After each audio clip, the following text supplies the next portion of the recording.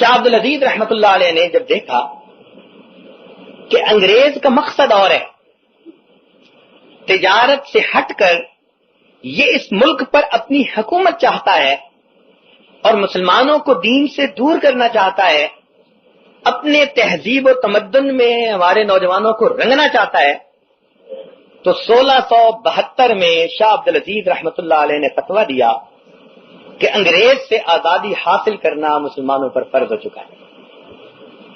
یہ شاہ عبد العزیز رحمت اللہ علیہ کا فتویٰ بنیاد بنا بعد میں آنے والی آزادی کی تمام تحریکوں کا، وہ تحریک آزادی ہو، ترک موالات ہو، وہ تحریک ریشمی رومال ہو، تحریک خلافت ہو، ہندوستان چھوڑ دو تحریک ہو، جتنی تحریک تھیں ان کی جو بنیاد بنا وہ شاہ عبد العزیز رحمت اللہ علیہ کا یہ فتویٰ تھا جو آپ نے 1672 میں دیا۔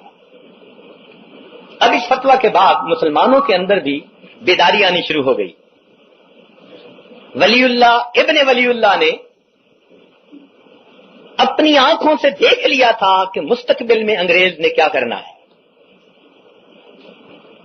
بر موقع فتویٰ ان کا جو تھا اس نے مسلمانوں کو جگانا شروع کر دیا۔ چنانچہ میسور کے علاقے میں ایک نوجوان انسان جس کا نام سلطان ٹیپو، حیدر علی کا بیٹا، نیک انسان تھا۔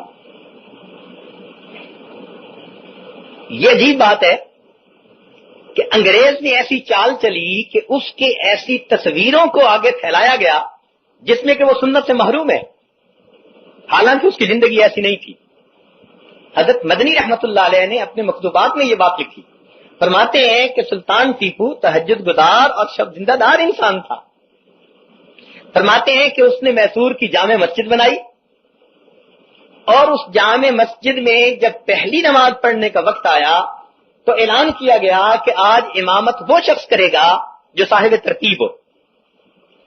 اب طلباء جانتے ہیں کہ جس آدمی کی 5 نمازیں قضا نہ ہوئی ہوں، اس سے کم ہو تو وہ صاحب ترتیب ہوتا ہے۔ جب یہ اعلان کیا گیا تو اب کون آدمی تھا جو آگے بڑھے؟ یہ کوئی اتنی آسان شرط نہیں تھی، تو بڑے بڑے علماء بھی کھڑے دیکھتے رہ گئے۔ اس وقت یہ سلطان ٹیپو تھا جو آگے بڑھا اور اس نے اللہ تعالیٰ کو حاضر ناظر جان کر کہا کہ میں نے نماز کی اتنی پابندی کی کہ الحمدللہ میں صاحب ترتیب ہوں، اور اس وقت اس نے نماز کی امامت کروائی۔ اس کے دل میں دین کا درد تھا، چنانچہ سید احمد شہید رحمت اللہ علیہ کو اس نے خطوط لکھے اور ان خطوط میں لکھا کہ میں یہاں پر شریعت کے نفاذ چاہتا ہوں اور اپنی زندگی اور مسلمانوں کی زندگی شریعت و سنت کے مطابق چاہتا ہوں۔ اب سید احمد شہید کے خطوط، حضرت مدنی رحمت اللہ علیہ کے خطوط، ہمارے پاس ایک سند ہے کہ اس آدمی کی زندگی وہ نہ تھی جس کو انگریز نے پیش کرنے کی کوشش کی، تاکہ علماء سے یا اپنے وقت کے سپہ سالاروں سے آنے والے نوجوان مسلمان کٹ جائیں۔ انگریز نے دشمنی کا اتنا اظہار کیا کہ اپنے کتوں کا نام اس نے ٹیپو رکھنا شروع کر دیا۔ میسور کی 4 لڑائیاں ہوئیں، بالآخر سلطان ٹیپو کی فوج میں ایک آدمی تھا جس کا نام میر صادق تھا، وہ منافق نکلا، موقع پرست، زر پرست، زن پرست، حوت پرست ہر جگہ موجود ہوتے ہیں۔ یہ کالی بھیڑیں کہیں نہ کہیں نظر آ جاتی ہیں۔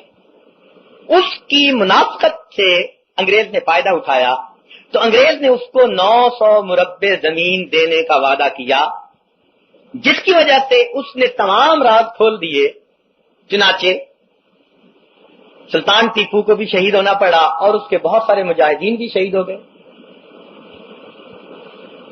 یہ اتنا بہادر انسان تھا کہ اس نے مرتے ہوئے کہا تھا کہ شیر کی ایک دن کی زندگی گیدڑ کی 100 سالہ زندگی سے بہتر ہوا کرتی ہے۔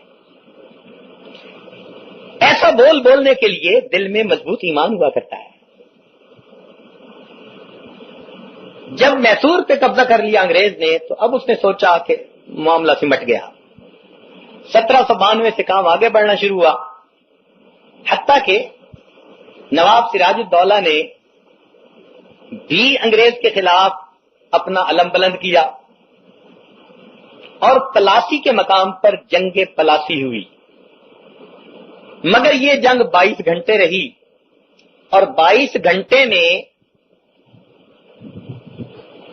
اس کی فوج میں میر جعفر نام کا ایک آدمی تھا، وہ بھی ضمیر فروش نکلا، اور اس نے بھی اندر کے راز کھول کر بالآخر اس جنگ کے خاتمہ کا معاملہ آسان کر دیا۔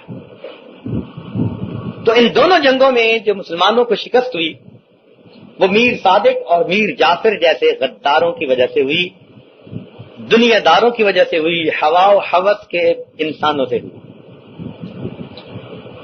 اب یہاں سے دو راستے نکلتے ہیں، ایک راستہ ان مجاہدین کا اور بہادروں کا جو فرنگیوں سے ٹکرا گئے اور شہادت پا کر اللہ کے ہاں کامیاب ہو گئے، اور ایک ان مفاد پرست انسانوں کا جو میر صادق اور میر جعفر کی اولاد ہر دور اور ہر زمانے میں انہوں نے وقت کے حکمرانوں سے فائدے اٹھائے۔ یہ دو راستے یہاں سے جدا ہو رہے ہیں۔